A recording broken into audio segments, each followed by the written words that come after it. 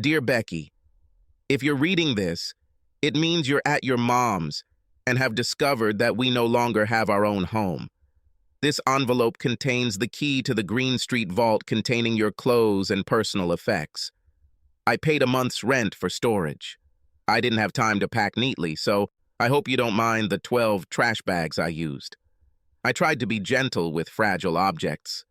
Well, I tried. Thank you for leaving me a letter on the mantel when you and Brad went on a 2-week cruise with the tickets I brought home.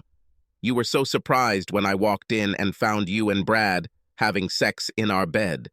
I could tell by the smirk on that asshole's face that he was so proud of himself when you begged him not to stop. I don't know what my best performance was.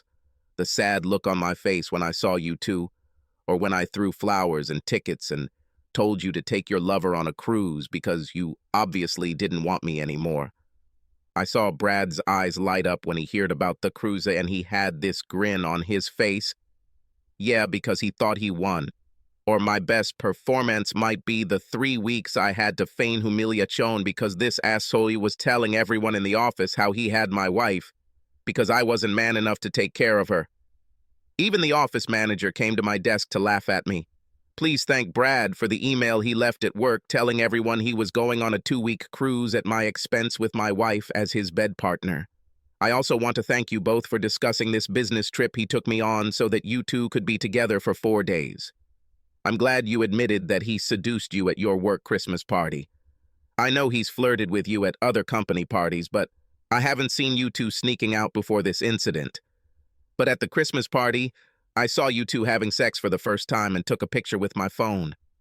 I'm really happy for you, since his wife says he doesn't know anything about foreplay or lovemaking. Yes, his wife and I are lovers now. I went to their house and showed her a picture of you about 2 weeks after a Christmas party that she didn't know about. We originally planned to have revenge sex, but we found that we were so good in bed that we just started making love regularly. The more we met and talked, the more we fell in love with each other. That's when we started planning the cruise and the ultimate revenge fuck for you two. We started recording all your conversations so we knew what you two were planning. My lawyer enjoyed the conversations when you and Brad discussed where to send me next. Tina and I were worried that you wouldn't fall for the bulk of the plan. The hardest part was convincing you to sell the house in the first place. I thought you'd buy us a bigger house in a better area, and you did. Second, I burst in with the paperwork you were supposed to sign right after I saw Brad leave. I knew you would smell like sex and want me to get out of the house. You didn't disappoint me again. You looked very scared when I ran in until I explained that I needed signatures on paperwork for the realtor. You signed without even looking. I even heard you sigh with relief when I hurried out of the room. You signed the power of attorney without looking, and finally I burst into you too. I was as nervous as could be when I walked into the bedroom and saw you in our bed. I must have put on a great performance because you two made derogatory comments and smirked at my suffering. When I moved my clothes into the guest room after Brad left so he had somewhere to put his clothes, I thought you were going to roll around with joy. Then you used that sad, pouty voice to say you were sorry. I liked the way you grinned. I wanted to stay as far away from you as possible, just like Tina, Brad's wife, stayed away from him. I know he doesn't wear a wedding ring and tells women he's single, but trust me, he's been married for 5 years. You, Becky, is about the 8th or 9th affair his wife has suspected since they got married. The reason for this letter is to tell you and Brad that Tina and I have left you cheaters. We don't ask for divorces. If you two want to get a divorce for your health, pay for it. Information for Brad. He will, of course, call you when he finds out that Tina has sublet their apartment. Unlike me, she donated his clothes to the Salvation Army. We found a couple of willing buyers who bought all the furniture from our house and later from their apartment. Tina and I needed somewhere to live after our house was sold and her apartment was sublet, so we went to Europe to think about it. Tina emptied the bank accounts but left the credit cards open for our trip since we were low on cash. Tell Brad he's definitely going to love all those frequent flyer miles we got for him. While you two were traveling, we spent a week in Europe in top-notch 5-star hotels, all on Brad's cards. You may regret choosing Brad. Its credit limits are not very high. In the first 4 days in Europe, we fully used 3 cards. Thank God he had 4 more to cover us for the rest of the trip. Now that I've told Brad all the good news about Tina, our trip, the apartment, and the bank, I have to tell him the bad news. I'm sure he'll be fired when he gets back to work. I filed a case for alienation of affection against him, the branch manager, and the company. When my lawyer went to the headquarters in New York, the first thing he did was play the tape of you and Brad, when Brad bragged about sending me out of town to have sex with you. He then played a recording of other employees coming up to my desk to humiliate me for Brad taking my wife away from me, and the branch manager joined in the humiliation. Next, the lawyer presented Brad's email about the cruise on the company's server. After seeing and hearing all this, the company's lawyers fully granted our modest request for money and layoffs if I signed a confidentiality agreement. They faxed the agreement to me at work, which I signed and sent back along with my resignation letter. They gave my lawyer 2 checks, one for his fee and one for me, consisting of my cash pension, settlement, and all unused holidays. I was retired before you and the asshole came aboard the ship. Tina also sold one of their cars and her sailboat. Tell Brad he needs to watch what he signs before he runs out the door. He, like you, gave Tina his power of attorney. She was going to sell the car you came home with, but decided it wouldn't bring much in the way of how many payments were left.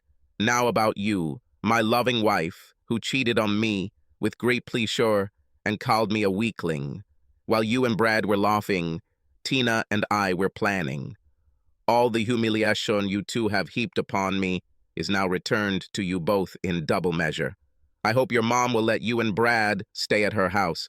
When I gave her the letter, I explained to her that you were on a cruise with your lover and that I was leaving you because I couldn't bear the humiliation of the 2 of you openly having sex in our house. I gave her a copy of your humiliating letter. She seemed very upset by your slutty behavior, that's what she said. I just called you a good wife who decided to become another man's whore. Your mother believed that this adequately described your actions. In any case, you signed the power of attorney earlier. Refer to the beginning of the letter if you forgot. So I sold the furniture when you boarded the ship.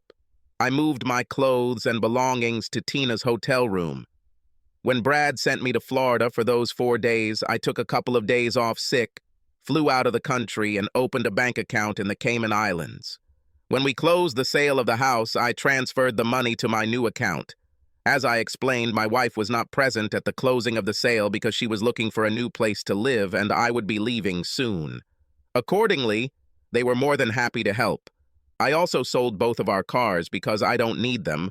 I closed all but one of my credit card accounts in my name, so I hope you didn't try to use the cards while traveling. That could have been pretty awkward. I closed all our bank accounts, and once again, this power of attorney came in handy. The home buyers happily transferred the money into my new account. Oh, I used your share of that money to pay off our joint credit cards before the cards were closed. I'm prudent. I always thought you were one of the most beautiful women I've ever seen, until I met Tina. Now I know that Brad is a fucking idiot for cheating on a goddess like Tina. She has shoulder-length brown hair and sparkling green eyes.